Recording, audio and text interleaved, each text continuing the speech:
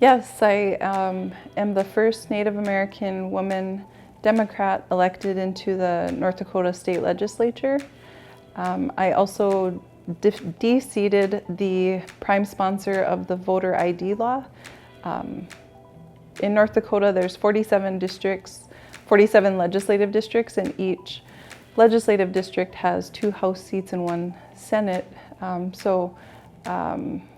The Senate seat was an open seat, and then the 2 House seats were held by incumbents. And the individual that I de-seated, he had been in the North Dakota Legislature for, I believe, 8 terms. And in North Dakota, we're one of 4 states where our House of Representatives serve 4-year terms.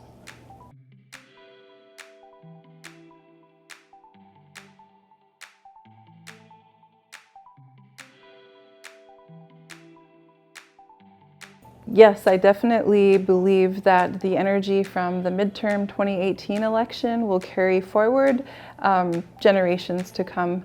What we have seen as a result in North Dakota from the voter ID suppression law was almost a reawakening of our youth. You know, we saw in Turtle Mountain, Band of Chippewa, Standing Rock, MHA Nation, a lot of the youth leading the way in standing up for voter rights.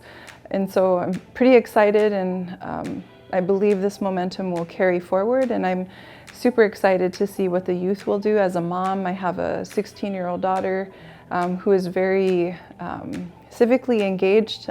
She was with me every step of the way in my 2016 statewide race for insurance commissioner.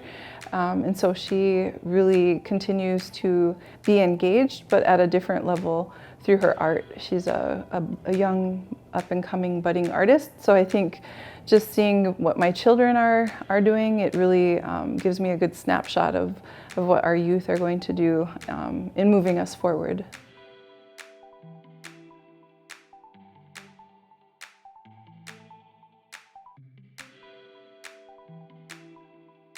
The successes in my campaign really were at the grassroots level. I had people from all different walks of life join me in door knocking, in fundraising.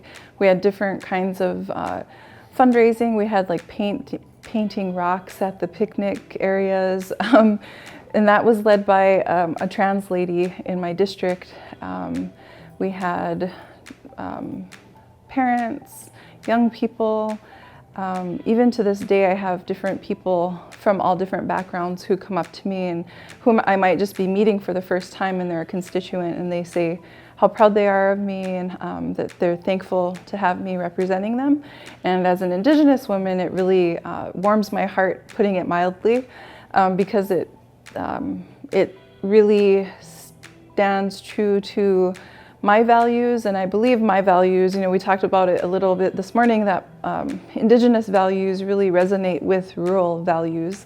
I grew up in a rural tribal community, and the value of visiting people versus technology, you know, just really kind of going back to those kitchen table values of having a cup of coffee, taking the time to visit with people. That's how I grew up, and that's how I was raised, and so I know there's a lot of North Dakotans out there who really hang on to those rural country values. Another success was having people, again, who might not have been involved in the political arena, jump into the political arena with me. And so a lot of people have shared with me that if it wasn't for my Facebook updates, Facebook Live videos, even throughout this past legislative session, they wouldn't have been as involved, and they feel like they know a lot more of what the process is from the campaign, being a candidate, and now elected into office, learning more about the legislative process and following bills and testifying and all of that good stuff. Some of the challenges, I would say, would be President Trump did visit North Dakota 3 times during the campaign season. That was a little intimidating, but I just kept my nose to the grindstone and continued to knock doors and just continued to do the work and meet as many people, literally where they were at, at their doorstep, and trying to hear from them, what issues mattered the most to them, and just really stayed true to my values, which include hard work. And I think the values of hard work really resonate with North Dakotans. Just being born and raised in North Dakota and being from the western side of the state, which is very rural, still resonated with a lot of people in my district of South Fargo.